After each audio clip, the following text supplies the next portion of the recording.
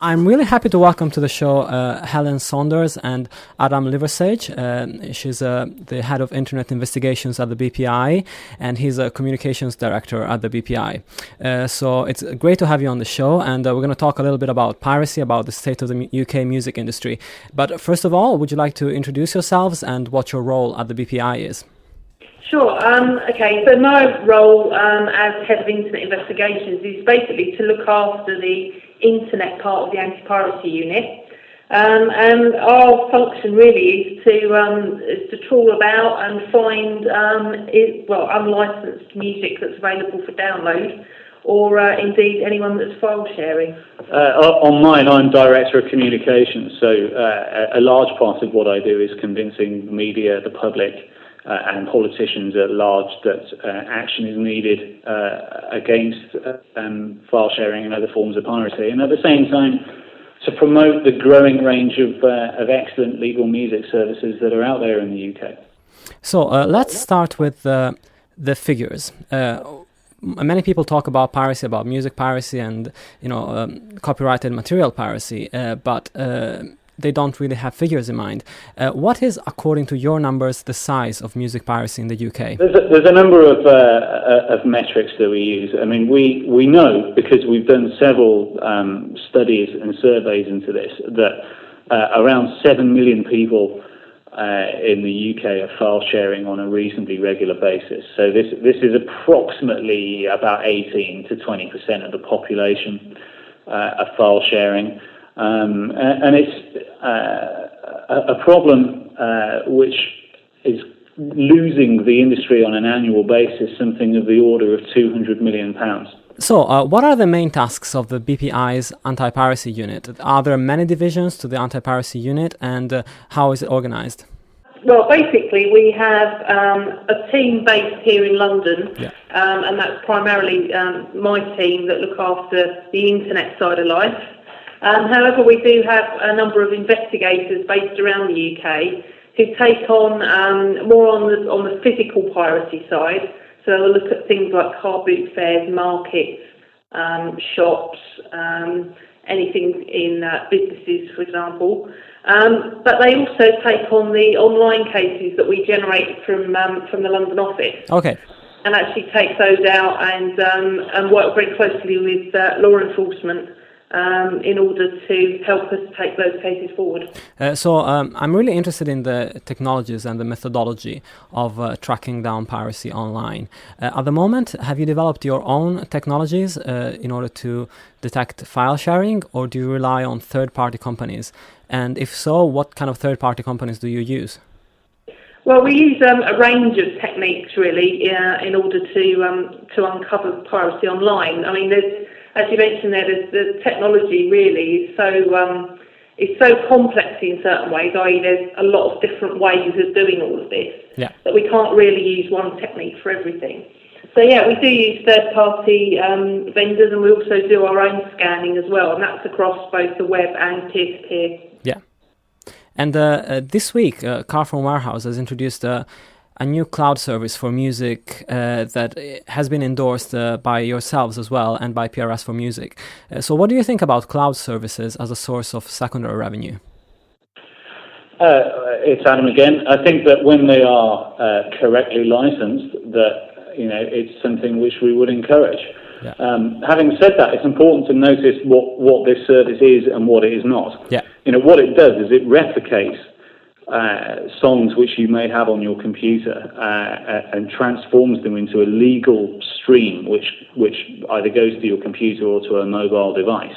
Yeah. In a small number of cases, it will upload songs which you have on your computer into a locker. But you have to bear in mind that the industry as a whole is very keen to see a wide variety of innovative services develop. And we've gone quite some way in taking leaps of faith with various services just to see how the market develops and to encourage consumers into the legal market. So you will see this is probably the first strictly of its type, although there is a similar offering that Spotify offer. But you will inevitably see more cloud-related services launching in the future, which are entirely legal, licensed by British record companies. And the interesting thing about cloud services is that there is still a debate ongoing. For example, there's a service called MP3 Tunes that has been operating for about 5 years now out of the States, and they maintain that if the user uploads his own music onto their locked server and only that user can access to that music, then they shouldn't have to pay licensing fees for that. So do you consider a service like that legitimate in the UK, or does it not comply with the requirements? Well, again, not all services are alike, and there are some record labels which don't believe that the way in which MP3 Tunes operates, which is you upload any content which could, off your hard drive, which could include, for example, things like pre-release material or anything that you downloaded off the internet, onto a separate server and then access that from wherever you are. Some labels don't believe that that's the way forward and that those should be licensed. Yeah. The service which Spotify and which Music Anywhere have offered is slightly different in as much as it creates a playlist based on what is on your computer, but then moves everything into an entirely legal and licensed world where consumers are paying to have that service and where the artist is receiving payment for it. And in the UK, we're talking about Spotify and talking about Music Anywhere, and there are many other services like We7 that have developed a fairly widespread audience. So the UK is in a better position than other countries in that respect. But piracy is still very much present.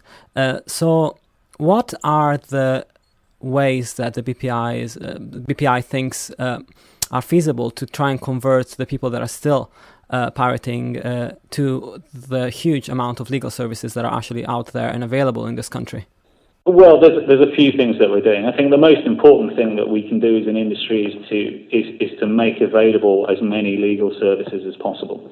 We have almost 70 legal digital music services in this country. That's more than in any other country in the world. Yeah. The revenues that they generate is twice as much as a country like France or Germany. So, we are the most progressive country in the world when it comes to this. And that's a reflection in many ways of the fact that we are the biggest consumers of music per capita anywhere in the world. We almost everybody in this country buys at least 2 music products a year. So, so making those services available is important. Then the other aspect of it is ensuring that people know about them, and also explaining that they've moved on considerably in the last few years. It's no longer the case that there are one or two dominant services and nothing else. There's a massive range of choice. Record companies have digitized all the catalogue you could ever want for. There's something like 11 million songs now which are available to be licensed. Yeah. We've tackled issues like DRM, which put consumers off the services. So, we've made it easier and better for people to use. And the other thing is that there's price competition now as well. There isn't a de facto 79 or 99p a track. Yeah. You can get tracks from 29p, and in some cases you can enjoy services for free if you can listen to adverts. So having the services is one thing. Educating people about how they've changed is another.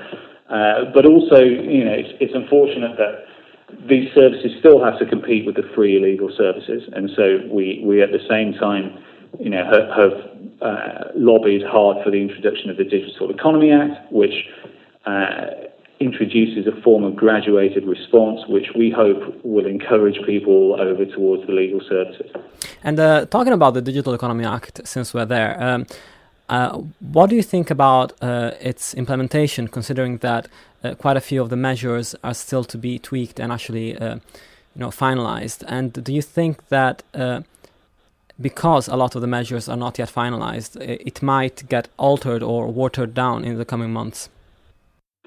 Well, I think one thing is for sure: the government is completely committed to the Digital Economy Act. We've all the rights holder groups in Britain are committed to it, and with a couple of exceptions of Britain's ISPs who are attempting to derail it with their judicial review, the rest of Britain's ISP community is taking a sensible view that something needs to be done about copyright infringement on the internet. So, there's consultations going on about how it's going to be paid for and how it's going to work. There is every indication from those consultations that everybody's taking it seriously, and what we will have is a workable, graduated response with a meaningful deterrent at the end of it, and that will, we expect, move millions of people from illegal services to legal services in this country. The relationship of the BPI with the ISPs has been, like for the IFPI, I guess, has been full of ups and downs in the last few years. But a few of them are now looking at introducing legal services like Sky Songs. And do relationships with ISPs from the BPI's part vary considerably from the different companies that is operating the service, or are they presenting a more united front at the moment, or are they being more collaborative with you guys? It varies. There are a number of things which come into play here. I mean, some ISPs are owned and operated by companies which also are content providers. So if you look at a company like Sky, the holding company of Sky is a movie studio and owns sports rights and so forth. So they can see both sides of the argument, and at the same time, lots of these companies are trying to sell services to their customers and are competing with the free legal services. So it's in their interest to do something about it. Yeah. I'm convinced that the companies, the ISPs, which oppose the measures are doing so purely because they think that it is a cheaper and more effective way to try and legal their way out of the situation than to accept their responsibilities under the Act. But, most people in this country feel that something should be done about file sharing when they're asked about it. It's only a minority of people who do it, and their days are numbered. And at the moment, I wanted to ask Helen, how does it technically work from the moment you detect that there has been alleged illegal exchange of files to actually identifying the person that has been responsible or allegedly responsible for this exchange? Okay, so we would scan a peer-to-peer network and effectively download from a user a title that is actually one of our members' titles. Yeah.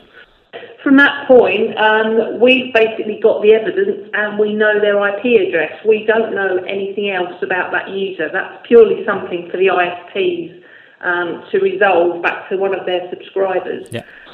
So in the framework of the Act, it talks about a concept of CIRs. So we would lodge a copyright infringement report with an ISP, and then it would be, under the Act, it would be their duty to then send a notice on to their subscriber once they've matched up the IP address that we've given them with the date and time stamp to someone that was actually using that service at that time. Yeah. So that's in essence how it works. And one of the uses of this technology and the fact that you can ask ISPs for the identity of the people who have been sharing tracks once you have the evidence that this has happened is in the last few weeks the fact that the Ministry of Sound has started a controversial campaign by sending out letters from a law firm to people that have allegedly shared their music, asking for compensation. So basically saying, "Oh, give us £300-400 and we'll get over it. We won't take legal actions." But many legal experts have claimed these charges are almost impossible to actually enforce in a court of law. And some people think that it's counterproductive. It's a bit like, the campaigns of the RIAA that was suing the fans, and that turned out to be not such a great idea. So what do you guys think about it? Do you think that, there is still a reason to unilaterally ask people who have file shared for X amount of money? Or do you think the approach should be more gradual, like in the Three Strikes Digital Economy Act? Well, I'm going to be very precise in my answer, as I have been every time I'm asked about this. As things currently stand, it is our preferred way of tackling the file sharing problem through the measures which are outlined in the Digital Economy Act. Graduated response means that people have an opportunity to curtail and amend their behaviour before there are serious consequences.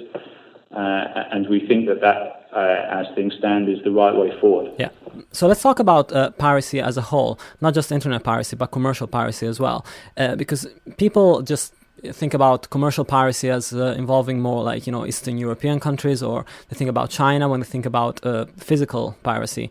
But it's actually a big problem in the UK as well. So what is the volume of physical piracy, and is this something that you're still concerned about, and is it as damaging as digital piracy? I think there's been really a shift over the years from, as you say, commercial or physical piracy to the online environment, and that's just the same as any other business or crime for that matter. In terms of commercial piracy, yes, it is still a concern. I mentioned earlier things like markets and car boot fairs. That's really where we see the biggest part of our problem. You mentioned places like China. Yes, we do have discs coming in from overseas that have been pirated there, but because it's so cheap and easy now to burn your own discs, effectively they can be burnt to order at markets and car boot sales, and then effectively sold for a fraction of the real retail price.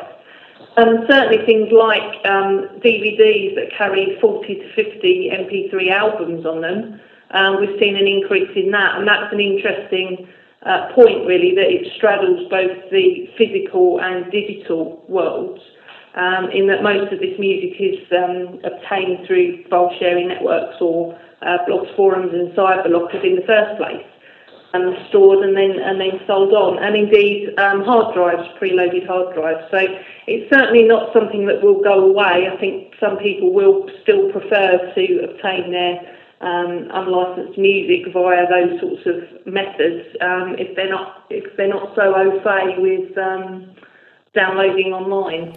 And on the international scale, you work quite closely with the IFPI as well.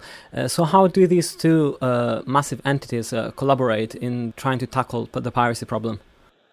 Well, in terms of online, IFPI basically look after the international problem, if you like. So they're certainly the coordinating body, really, to make sure that BPI and our equivalents around the world are doing what we can in our own countries. IFPI also look after big international releases, whereas we focus primarily on UK record labels and UK releases.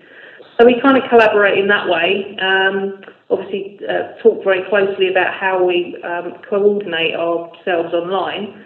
And in the physical world, as I mentioned, if we do have discs that are pressed overseas, then we would work very closely with IFPI to identify the source of those discs and make use of, for instance, IFPI's forensic facilities in order to trace those discs. So really, we do work and collaborate very closely and certainly try to cover all bases. And talking about the future, the Digital Economy Act was probably going to start to be implemented from next year. Even though many countries have talked about the three strikes, laws and implementations, there aren't actually any figures as to how many people these new measures would actually stop. But do you have any projections, any numbers that you hope to achieve via the Digital Economy Act for the next couple of years? Well, there is in fact a target of reducing copyright infringement by 70% within 3 years. Yeah.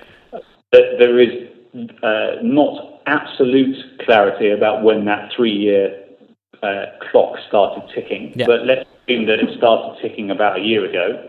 So, the objective is to try and reduce it by 70% by 2012, by the end of 2012. Yeah. And do you think this is feasible, considering that none of the measures of the Digital Economy Act have been implemented yet? Or do you think you might need a little bit more time to get to that target? We have always said that legal services and education will help. We have strongly argued that effective deterrent measures, which can be communicated as part of the notifications, including things like the temporary account suspension and throttling, are required in order to meet those targets, and we remain convinced that that's the case. Well, it was absolutely fantastic having you on the show, and thank you very much for making it on. No problem. No problem. And now.